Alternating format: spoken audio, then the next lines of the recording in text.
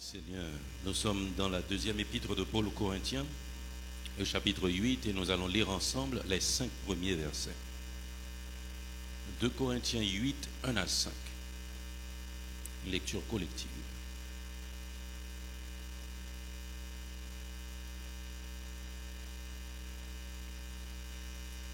Hallelujah. Nous vous faisons connaître, frères, la grâce de Dieu qui s'est manifestée dans les églises de la Macédoine. Au milieu de beaucoup de tribulations qui les ont éprouvées, leur joie débordante et leur pauvreté profonde ont produit avec abondance de riches libéralités de leur part. Ils ont, je l'atteste, donné volontairement selon leurs moyens et même au-delà de leurs moyens, nous demandant avec de grandes instances la grâce de prendre part à l'assistance destinée aux saints. Et non seulement ils ont contribué comme nous l'expérions, mais ils se sont d'abord donnés eux-mêmes au Seigneur, puis à nous par la volonté de Dieu. Hallelujah. La semaine dernière, nous avons eu l'opportunité de parler du don à travers Ecclésiaste, le chapitre 11, les 2 premiers versets. Jette ton pain sur la face des eaux, car avec le temps tu le retrouveras. Et le verset 2 que nous aimons, qui nous a dit, donne-en une part à 7 et même à 8, car tu ne sais pas quel malheur peut t'arriver sur la terre. Ce matin, nous voulons vous parler de la libéralité. La libéralité. Une analyse du texte que nous trouvons dans 2 Corinthiens 8, 1 à 5, nous laisse entrevoir une sorte de antilogie depuis les 2 premiers versets. Une antilogie, c'est... L'antilogie consiste en une contradiction ou une incompatibilité entre 2 idées ou 2 opinions dans une même phrase ou un même texte. Les versets 1er et 2 de 2 Corinthiens 8 nous laissent entrevoir une sorte d'antilogie. Quand on fait le champ lexical de cette portion, nous allons voir des terminologies qui ne s'accordent pas logiquement. Grâce, tribulation, épreuve, joie débordante, pauvreté profonde, abondance, riche libéralité. Dans 2 versets qui se trouvent dans les Saintes Écritures. Je ne sais pas si vous avez pu saisir l'antilogie qui se trouve dans ce passage. Normalement, quand on parle de grâce, on parle de ce qui est bien, de tout ce que quelqu'un voudrait recevoir, de bénédiction. Et pourtant, le passage nous dit, nous vous faisons connaître, frères, la grâce de Dieu qui s'est manifestée dans les églises de la Macédoine. Verset 2, au milieu de beaucoup de tribulations qui les ont éprouvées. La chose que nous devons comprendre, ce n'est pas parce que vous êtes éprouvés que vous êtes hors de la grâce, mes bien-aimés. Le passage me dit, leur joie débordante et quoi? Leur pauvreté profonde. 2 choses qui ne se ressemblent pas. Joie débordante et pauvreté profonde. La pauvreté a toujours tendance à conduire à la tristesse, aux amertumes. Et pourtant, notre passage nous dit, au milieu des tribulations qui les ont éprouvées, leur joie débordante et leur pauvreté profonde ont produit quoi? Avec abondance de riche libéralité de leur part. Passage là, l'envers net. Passage là, l'envers net. Parce que dans les temps difficiles, mes bien-aimés, nous avons tendance à économiser. Si nous avons quelque chose, nous avons tendance à garder précieusement cette chose dans les temps difficiles, dans les temps de tribulation. Et malin, moun ka vinn frapper porte nous pendant pays lock pendant pays fermé pour venir demander nous. Bagala tap gâté. Et pourtant, c'est tout à fait le contraire qui s'est produit dans ce passage. Cela nous donne de comprendre quelque chose, mes bien-aimés. Comprendre l'enfant de Dieu, comprendre le chrétien digne du nom nous demande une dimension que Dieu seul donne. Cela nous demande une dimension que Dieu seul donne. Et j'aime 1 Corinthiens 1:18 qui me dit « Car la prédication de la croix est une folie pour ceux qui périssent, mais pour nous qui sommes sauvés, elle est une puissance de Dieu. » Elle est une puissance de Dieu. Et la Bible me dira, Dieu a choisi de sauver les croyants par la folie de la prédication. S'il y avait de la science, des mathématiques, du physique, de la chimie là-dedans, s'il y avait des choses à faire, paquet de travail, pénitence pour mériter le ciel, nombreux sont ceux qui auraient adhéré, parce qu'ils auraient compris. Mais nous sommes sauvés par grâce, par le moyen de la foi. Je crois et je suis sauvé. 1 Corinthiens 1:27. Mais Dieu a choisi les choses folles du monde pour confondre les sages. Dieu a choisi les choses faibles du monde pour confondre les fortes. Et nous, il nous a révélé ces choses que les grands savants ne comprennent pas encore. Et c'est la raison pour laquelle, au milieu des épreuves et de la tribulation, les chrétiens de l'église de la Macédoine ont eu l'attitude qu'il faut selon la volonté de Dieu. Verset 3 me dit, ils ont, je l'atteste, donné selon leurs moyens et même au-delà de leurs moyens. Nous aimons cette partie. Nous demandons avec de grandes instances la grâce de prendre part à l'assistance destinée aux saints.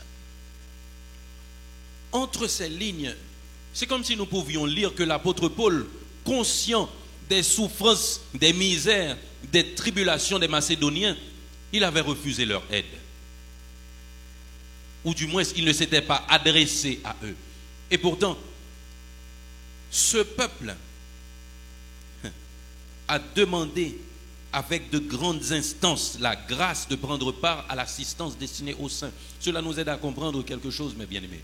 Contribuer dans le travail de Dieu, c'est une grâce. Contribuer dans le travail de Dieu, c'est une grâce. Apporter sa participation dans la réalisation de ce projet de Dieu, c'est une grâce. Et pourquoi contribuer? C'est pour la réalisation de la mission sociale de l'Église. S'il s'agissait seulement de prier, mes bien-aimés, de soigner les âmes, on serait venu ici, on aurait échangé la parole et partir.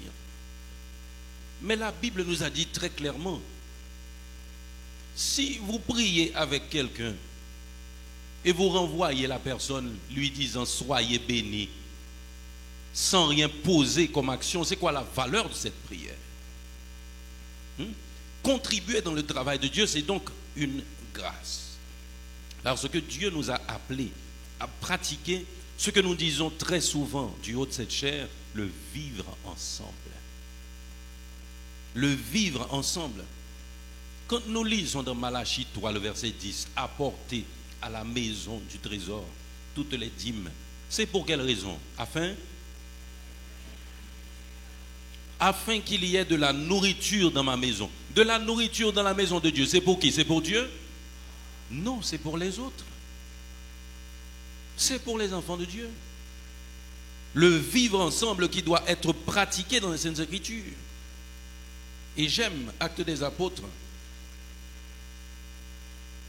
le chapitre 2, acte 2,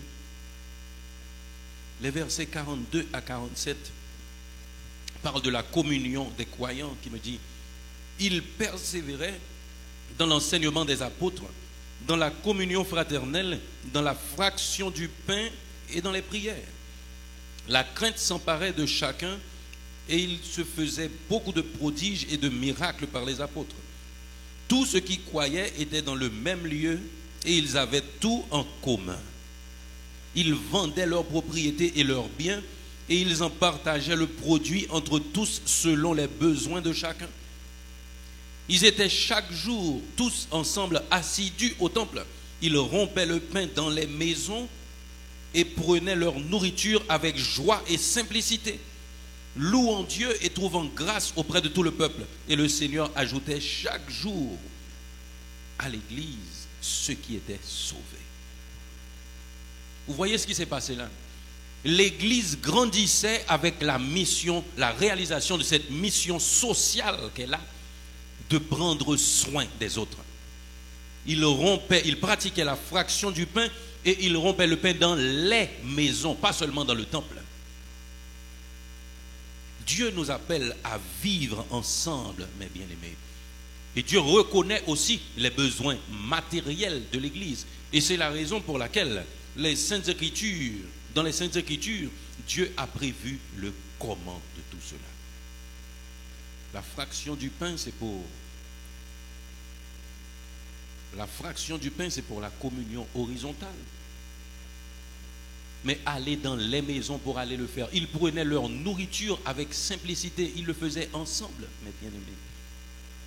Et dans 1 Corinthiens 11, nous voyons que les enfants de Dieu se réunissaient pour manger ensemble, en communauté.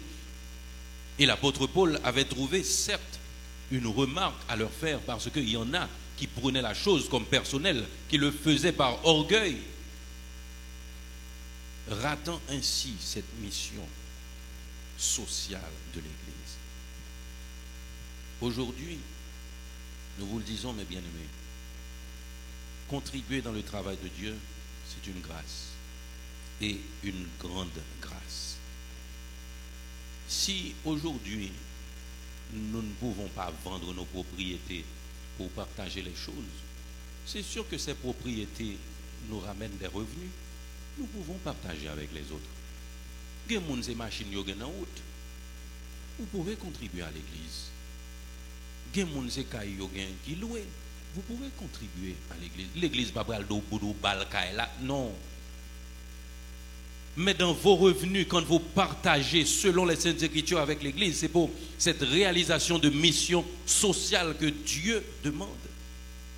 Il y a tellement de choses à faire à l'église que je sais que vous comprenez déjà, mais nous sommes là ce matin pour vous parler de la libéralité. Il y a bien sûr une manière de donner. Et si nous considérons, nous allons prendre deux passages qui nous permettent de voir la proportionnalité et la manière de donner. Dans Marc 12, nous n'allons pas prendre le temps de lire, mais dans Marc 12, nous avons cette pauvre veuve qui avait mis 2 petites pièces faisant un quart de sou. Jésus était assis vis-à-vis du tronc. Il regardait comment la foule y mettait de l'argent. Mais son attention a été attirée par ce qu'avait déposé cette pauvre veuve. 2 petites pièces faisant un quart de sou. Et la Bible a précisé, elle a mis de son nécessaire tout ce qu'elle avait pour vivre. Et c'est la raison pour laquelle Jésus, lui aussi, a pris soin de dire, cette pauvre veuve a mis plus qu'aucun de ceux qui ont mis dans le tronc, parce qu'elle a mis de son nécessaire. Dieu vous connaît, mes bien-aimés. Moi, je ne vous connais pas. Je vous vois. Les gens de l'église ne connaissent pas vos revenus. Ou cap vi nous bail $1000, $5000 l'église là, et puis, bon Dieu garde le sou qui tête li. Le pourquoi, parce que lui-même, il compte combien on gagne. Moi-même dans l'église, je me dis, waouh, ce frère a contribué, cette sœur, vraiment, elle s'est dépassée. Mais bon Dieu connaît sous 4 millions de mon côté. Moi, je ne connais pas. Cette pauvre veuve a mis plus que tout le monde parce qu'elle a touché à son nécessaire pour l'offrir à Dieu dans la communauté. Le rapport de proportion est d'une importance capitale et c'est la raison pour laquelle Dieu a fixé aussi la dîme qui est un dû. C'est un impératif. Apporter à la maison du trésor toutes les dîmes. Et il a précisé toutes les dîmes. Deutéronome 16, 17, c'est la manière de donner. chacun donnera à proportion de ce qu'il aura, selon la bénédiction de l'Éternel ton Dieu, laquelle il t'aura donnée. Dieu n'est pas insensé, mes bien-aimés. Il sait que vous avez votre vie. Il sait que vous avez vos responsabilités. Il sait que vous devez soigner votre famille. Il sait que vous avez des choses à faire. Mais il demande aussi que sa bénédiction qu'il te donne soit partagée avec lui à travers l'Église. Selon les bénédictions. Et 2 Corinthiens, chapitre 9, le verset 7, nous dit, Dieu aime celui qui donne avec joie. Waouh! Que chacun donne comme il l'a résolu en son cœur, sans tristesse ni contrainte, car Dieu aime celui qui donne avec joie. Gain de côté, alors on parle des offrandes. Gain de côté, il faut fixer pour carrément, nous ne pas prendre pipiti.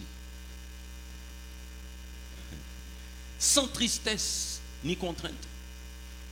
Et la Bible est précise, mes bien-aimés. Dieu aime celui qui donne avec joie. Pas qu'un film bail pour vous faire nuit, l'homme va dormir, ou à réfléchir comme là. Ou à réfléchir toute l'autre bagaille ou t'es pour faire, qu'on quitte pour bail comme là. Pas bail. Ne donnez pas si c'est comme ça, mes bien-aimés. On n'est pas là pour vous attrister. On est là pour vous permettre de comprendre ce que c'est que la volonté de Dieu pour vous. Dieu aime celui qui donne avec joie. Dès pour commencer à réfléchir son corps, c'est pas comme bon Dieu à ça. Ah, ou par exemple, il passe sur tout ça, non? Il y a tout pour te venir quand même par la foi. Mais sans lui, église à bon matin. Dieu aime celui qui donne avec joie. Mais il a précisé aussi, celui qui sème peu moissonnera peu, celui qui sème abondamment moissonnera abondamment. Vous ne donnez pas pour recevoir, mais vous donnez en obéissance à la parole de Dieu et vous recevrez par la foi. Ce n'est pas une condition pour donner à Dieu. Si ou bon si ma bossa. Eh bien aimé, vous savez ce que c'est que la libéralité? La libéralité, c'est une disposition à donner généreusement. Aussi simple que ça. La libéralité, c'est une disposition à donner généreusement. Mais ce que nous aimons aussi avec les Saintes Écritures, c'est que rien n'a été laissé au hasard. Rien n'a été laissez au hasard. Allons dans... Laissez-moi voir. Allons dans Romains 12. Romains chapitre 12. Nous allons lire les versets 6 à 8. Romains 12, 6 à 8. Vous l'avez? Allez-y. Puisque nous avons différents, selon la grâce qui nous a été accordée, que celui qui a le don de prophétie l'exerce selon l'analogie de la foi, que celui qui est appelé au ministère s'attache à son ministère, que celui qui enseigne s'attache à son enseignement, et celui qui exhorte à l'exhortation, que celui qui donne le fasse avec libéralité, que celui qui préside le fasse avec zèle, et que celui qui pratique la miséricorde le fasse avec joie. Vous savez ce que j'ai vu à travers ce passage? Que la libéralité, c'est un don de Dieu. La libéralité, c'est un don de Dieu parce que le passage est en train de nous parler des dons que Dieu fait à chacun. Nous avons des dons différents. Gen moun pa goumavel, li pa libéral avec. La bail ti mesure pour le bail là, c'est capacité pâle. Parce que la libéralité, c'est un don. Mais si vous avez toujours dans votre cœur ce sentiment que vous devriez donner et que vous êtes encore réticent, c'est que vous êtes en train d'atrophier le don de Dieu aussi. La libéralité, c'est un don. Si vous le sentez dans votre cœur, faites-le. N'ayez pas peur. Car Dieu a le contrôle de tout, mes bien-aimés. Mais si ce n'est pas votre don, n'entrez pas dans une souffrance à chaque fois en donnant plus que ce que vous voulez donner. Même si un pasteur se tient devant vous pour vous dire, faites un acte de foi, donnez tout ce que vous avez, c'est parce que la Bible me dit. C'est parce que ma Bible me dit. La libéralité, c'est un don. Elle n'a pas été faite à tout le monde. Luc, chapitre 12, verset 48b me dit, on demandera beaucoup à qui on a beaucoup donné. On exigera davantage à celui à qui on a beaucoup confié. Vous avez entendu ça, mes bien-aimés? Dieu sait ce qu'il fait. Souvent, nous avons entendu des gens se dire, bon Dieu qu'on baille, mais pas qu'on séparer. Non, notre Dieu ne commet pas d'erreur, mes bien-aimés. Certaines fois, vous devez vous dire, pourquoi j'ai ça entre mes mains? Seigneur, dis-moi ce que c'est que ta volonté pour les biens que tu me donnes à gérer. Le passage est clair. On demandera beaucoup à qui on a beaucoup donné. On exigera davantage à celui à qui on a beaucoup confié. J'aime le verbe utilisé. On a beaucoup confié. Vous n'êtes pas propriétaire. Vous n'êtes pas propriétaire, mes bien-aimés. On vous a confié quelque chose.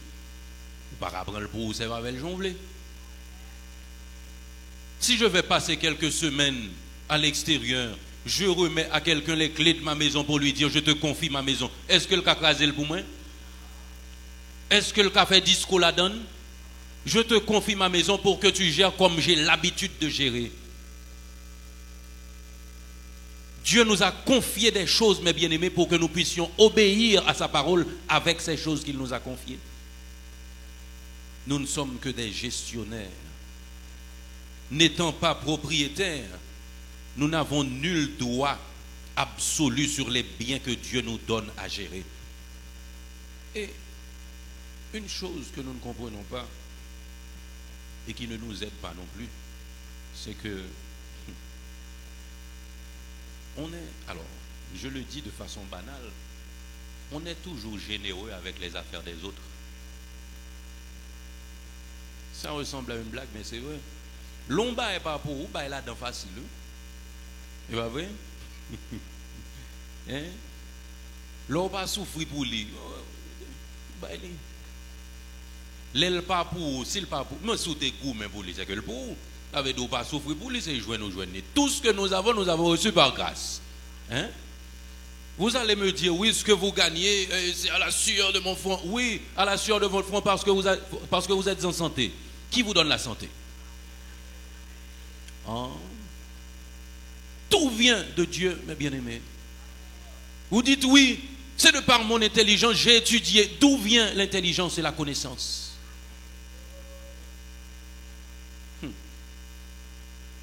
Quand vous partagez avec Dieu, vous partagez ce qu'il vous a donné, directement ou indirectement, mes bien-aimés. Et pourquoi il est si difficile pour vous de partager? C'est parce que vous vous croyez propriétaire.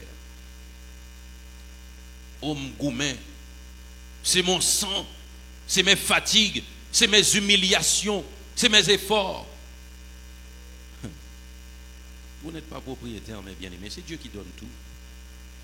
Et vous pourrez mieux partager quand vous comprendrez ceci. Et nous voulons attirer votre attention sur 4 choses parmi les nombreuses qui vous empêchent d'être libéral. La première, c'est les préoccupations du quotidien. La deuxième, c'est les projets à réaliser. La troisième, c'est la prévisualisation de l'avenir. Et la quatrième chose, c'est la conversion qui n'est pas à point. Je reprends. Les préoccupations du quotidien, les projets à réaliser, la prévisualisation de l'avenir et la conversion qui n'est pas à point. Mais bien aimé, vous vous préoccupez pour les choses de tous les jours.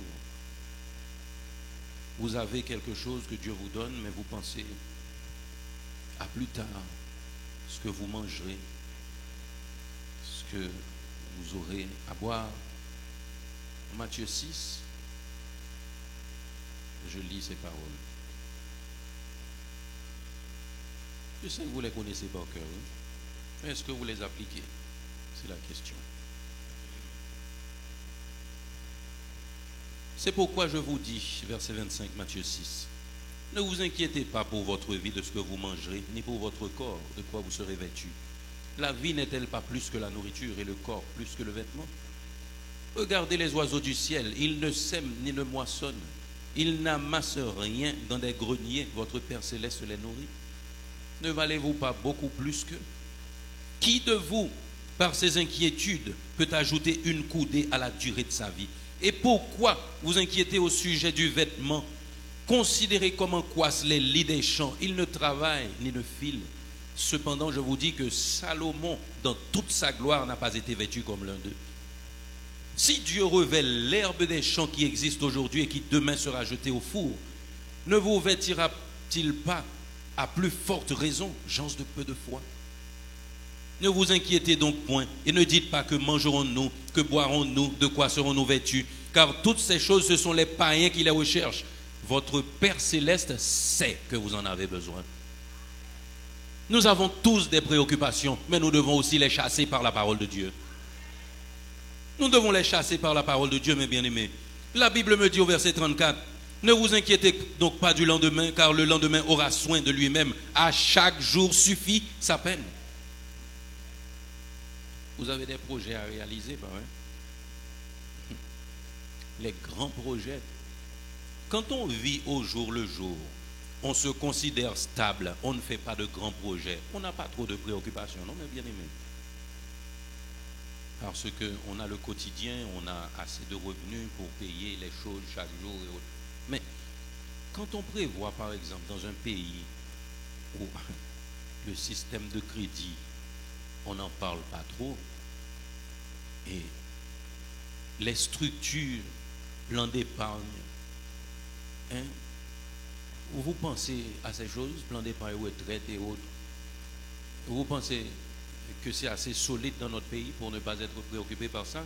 Non, quand vous pensez à la réalisation de vos projets, ou pas qu'à toute la journée, vous faites toute vie dans le loyer, ou pas capable de son professionnel pour pas jamais espoir pour acheter une machine, on fait des projets.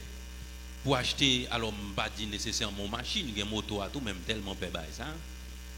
Mon petit Jean réfléchit sous lui, on va me dire, mais c'est un moyen de locomotion aussi. Vous avez des projets, il y a des gens qui prévoient marier. L'homme prévoit marier, oui, l'homme quittera son père et sa mère, il s'attachera à sa femme, ils deviendront une seule chair. Son bel bagage, mais il faut nourrir ton côté. Il faut nourrir ton côté, marier maintenant un petit monde, c'est budget. L'école, l'aide. Quand vous avez des projets, mes bien-aimés, vous réfléchissez, l'orgon dit, non, pas chou, quel bel Dieu. Hein? Et qu'est-ce que Dieu me dit dans Jérémie 29, 11? Car je connais les projets que j'ai formés sur vous, des projets de paix et non de malheur, afin de vous donner un avenir et de l'espérance. Il parle à vous. Ou suspendre vivre pour préparer la vie.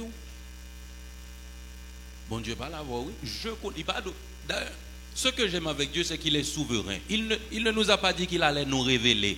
Il a dit, je connais les projets que j'ai formés sur vous. Je ne suis pas obligé de dire, mais là, même. Ne t'occupe plus que de moi et je dirigerai ta vie et je m'occuperai de toi.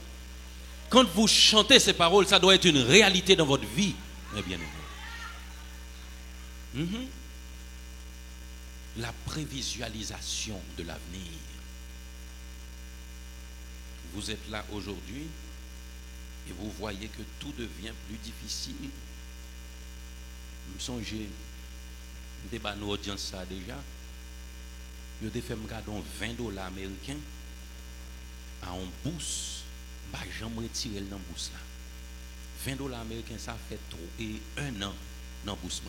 L'aimerais si décide d'échanger là, $20 ça, bon 300 gouttes.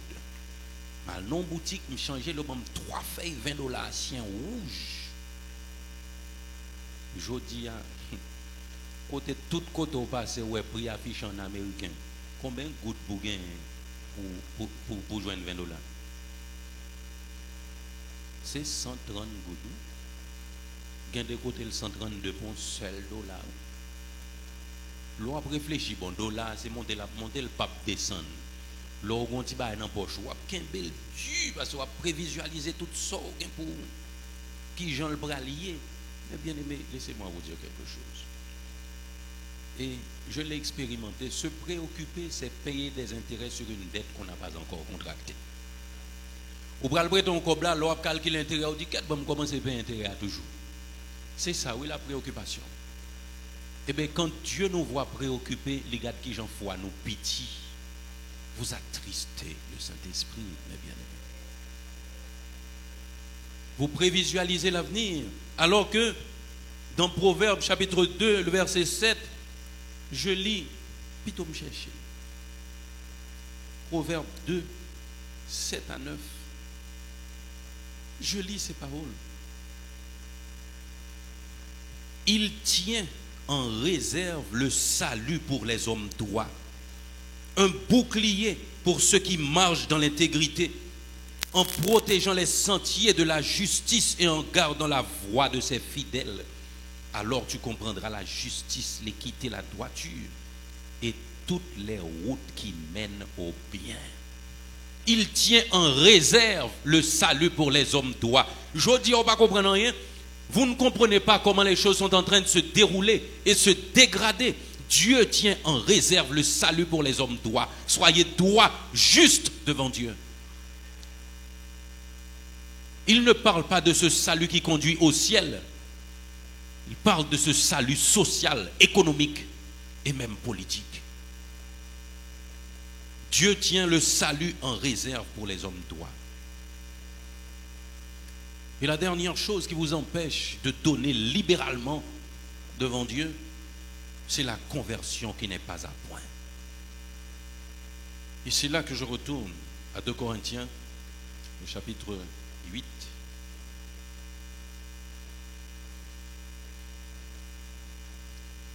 Le passage nous dit, non seulement ils ont contribué, verset 5, comme nous l'espérions, mais ils se sont d'abord donnés eux-mêmes au Seigneur. Ah, ça, c'est le secret. Se donner d'abord au Seigneur. Il ne nous a pas dit, si quelqu'un veut me suivre, qu'il se charge de sa croix, qu'il renonce à lui-même et qu'il me suive. Renoncer à vous-même, c'est renoncer à tous les efforts que vous avez consentis.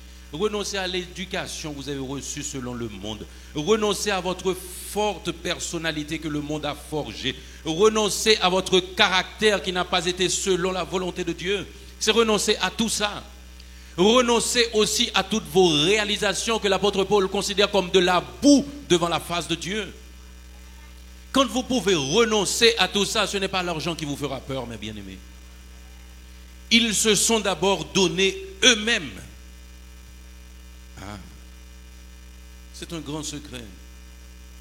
Vous ne pouvez pas donner parce que votre argent, c'est à prix d'effort. C'est à prix d'effort. C'est en quelque sorte la résultante du parcours de votre vie. Parce que toute étude, tout en doit faire des petits moun ou non qui nous regardent, nous passer dans une série de bagages. Ou à décrocher gros niveau, chaque ton temps dans séminaire ou à le prendre. Chaque papier ça ou maintenant c'est vous, c'est ça là qui vient plus gros ou là un job. Ah. Chaque papier ça yo, connaissance ça yo que vous acquérir, c'est pour leur chef d'entreprise pour qu'on puisse gérer de la meilleure manière, oui, pour le plus rentable pour. C'est ça, c'est résultat comme là, oui. C'est tout effort depuis enfance, ou à battre, ou à étudier, ou à passer examen, ou à pas passer, ou à reprendre année, ou à tout bagage. Et puis l'on pense à tout ça aujourd'hui, ou à faire un combien de Dubaï là-dedans. Mais quand vous arrivez à renoncer à vous-même, vous renoncez à tout ça, mes bien-aimés, et vous pouvez partager avec Dieu. Vous pouvez partager avec Dieu.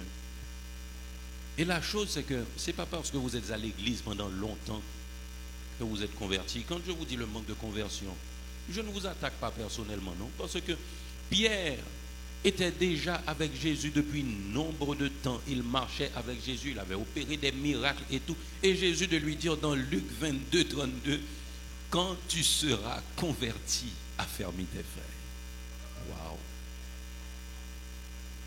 Quand tu seras converti, affermis tes frères. Parce que la repentance, c'est quelque chose, c'est cette décision sur place de changer de direction pour emboîter le pas vers l'obéissance. Mais la marche dans l'obéissance et la progression, c'est la conversion.